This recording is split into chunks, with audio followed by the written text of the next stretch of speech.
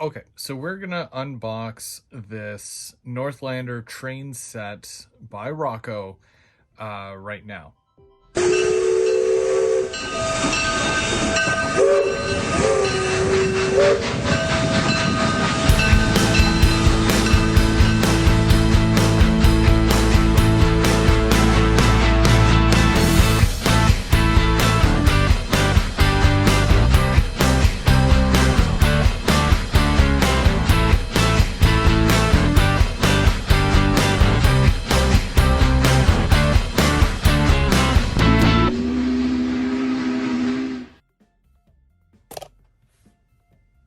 Okay, so this is what the inside of the box looks like here. Yeah, basically same thing. And you've got your clear plastic so you can see what's inside.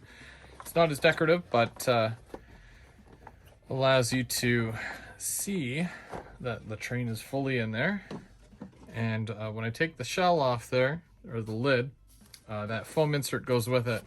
And you can see that all four cars here, well, the two cars and the two locomotives, are nicely wrapped, each with their own little plastic, soft plastic wrap to keep them protected. And it's in this hard foam here to keep them in place, keep them from moving around or shifting. So we've got a powered locomotive, which I'm pretty sure is that one. It's either that one or this one, either one. And then the other locomotive is a dummy, and then the two cars in the middle.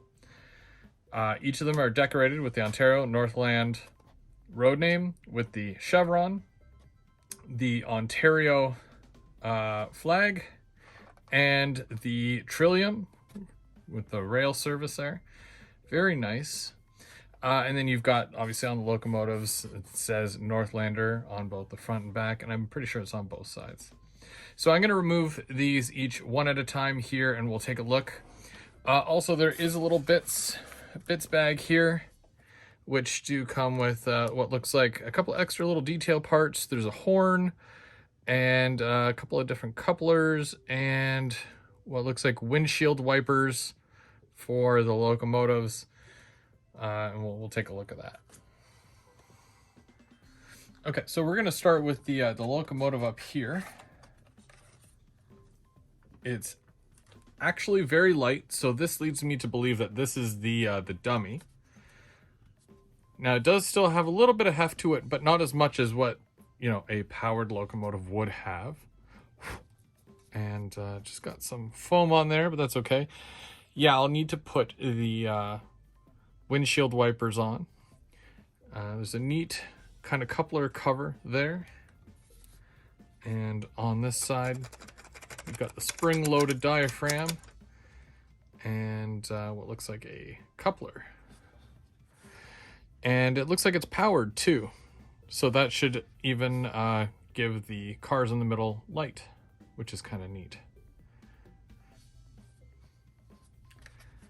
There are grab irons and such, class lights, which I don't think the class lights work, number boards on both sides, headlight, and I think that might be it as far as lighting. There might also be lighting on the inside here, but we'll find that out once we add track power. We'll pull out the other locomotive here now. This one has a bit more weight to it. Ooh, way more weight. That is very heavy. Wow. And it looks like this one is a 6-axle, opposed to this one here, which only has two of the 2 axles. Huge difference there between them.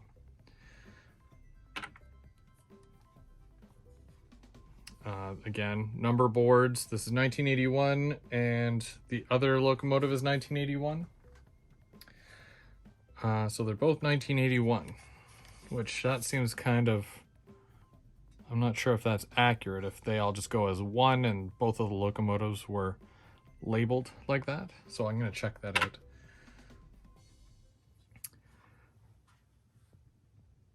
There's windows in there, and all the portholes are neat. The painting is very clean, very crisp. I love the color. And it's, one of the things I like about Ontario Northland is the two-tone blue and the orangish yellow there.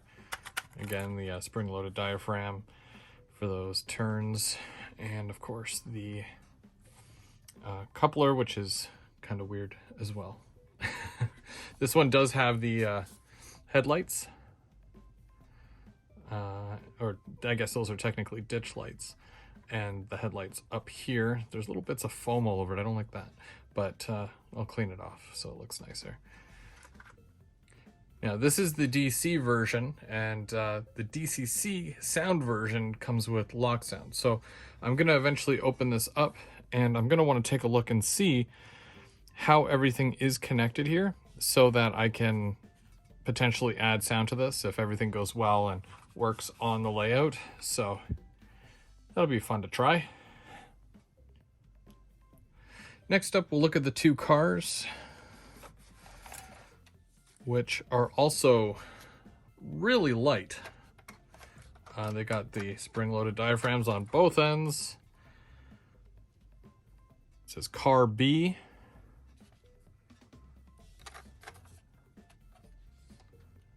You can see that there's little tables in there with chairs, and then at this end that are just seats. Looks like 2 to 1, so you got 2 on this side and then 1 on this side with the aisle going down, and then yeah, just tables of 4, seats of 4 in there, so it's kind of neat. With the underbody detail, and we're going to get a closer look at all this after, but you've got all the tanks and whatnot. Not a lot of piping. There is piping, but it's very minimal. I've never seen the underside, so I'm not sure how accurate most of this is, but regardless, from what you can see, it's very nice because you know your chairs and your tables are 2 different colors. All the chairs over here are just like a tan.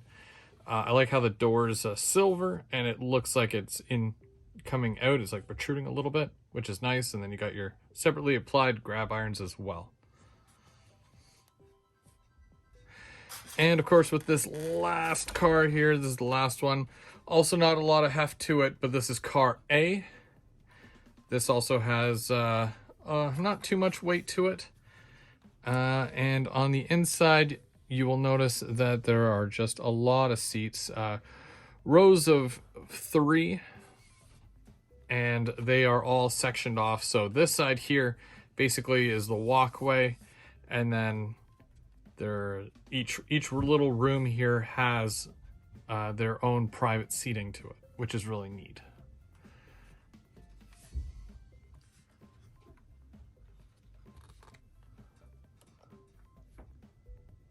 So as far as configuration here with the cars, car B basically has a connector on this end here, like the male part, and there's a female part on the other end.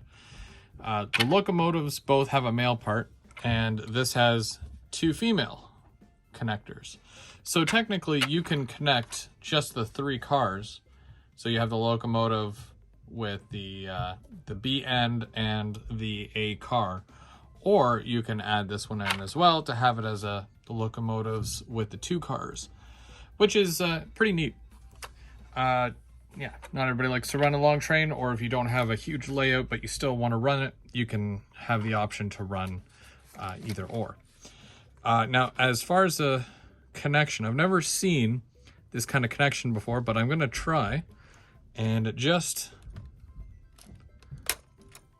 pops in there. Hopefully it comes out just as easily, but you can kind of see there now, and your diaphragms move, which is really neat. They are spring loaded. Looks like it'll be able to go up and down grades easily and move around. I think more passenger cars should actually adapt something like this, because that is very neat and very clean, and they touch and there's no, scraping or drag. That's very neat. I like that. And it'll be the same with the locomotives as well, I'm assuming. So it'll be fun to connect it all together and see it running around. So let's do that now. Let's get it on the track and see how this thing runs. Okay, so I feel like somebody will ask at some point, so I'm just going to go ahead and do it now. So the shell, probably the easiest shell removal you will ever do on a locomotive. You'll notice that there are these 1, 2, 3, 4 little, I guess you'd call them like a little tab. They were just down inside, and it was held in place by that little bump, which is there on the actual chassis. Basically, you just pop all 4 of those out, and it slides right off of there, no problem. So now, like I said, this is the DC version. So this is your board. It has an 8-pin, I guess, converter where you can plug in your 8-pin DCC sound board to it. And then, yeah, your lights are really nice. They're LEDs that have been added there. So this is basically all you're working with when it comes to DC. And it'll be super easy to convert to sound. And with all that extra space in there, adding a speaker or 2 would not be difficult at all. But I don't do that stuff, so I'm going to leave that to one of my friends that does that stuff professionally. Okay, so because it is DC, when I put power to the track here, basically it's going to make that DC sound where it sounds very grainy. It is what it is until I add the actual DCC sound to it. So that being said, here's power.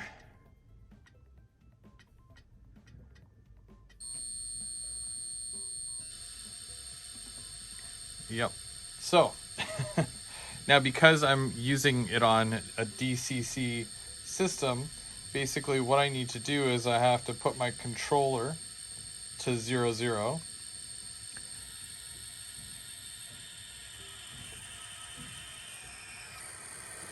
There we go. Okay, so it's in reverse.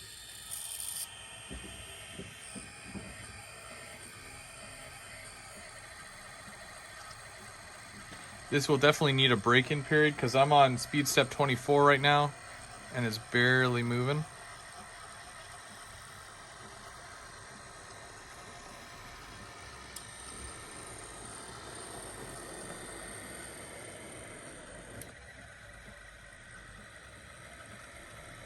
I'm sure the more I run this, the smoother it will turn out.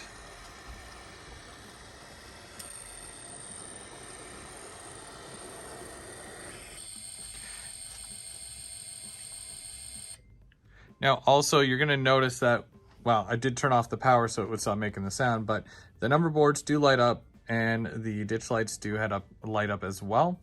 That's about it as far as lighting functions with this. Let's take a look at the cars. So you guys know I love running passenger. I've had a number of different passenger cars from a number of different manufacturers. These ones here, they don't seem as free rolling as some of the other ones. Again, they could just be stiff because they've been in the box, but it is what it is, I guess you could say at that point. And hopefully they do loosen up and they work well on my grades and my curves. Typically I will run anything bigger than a 29-inch radius. This is about a 29, maybe a little bit bigger. And my helix is 34 or 35 inches on the biggest, so it shouldn't have any problems there. There's just some smaller curves that it might cause some issues, but we'll test it out. We'll see how well it works, and we'll get this thing going now.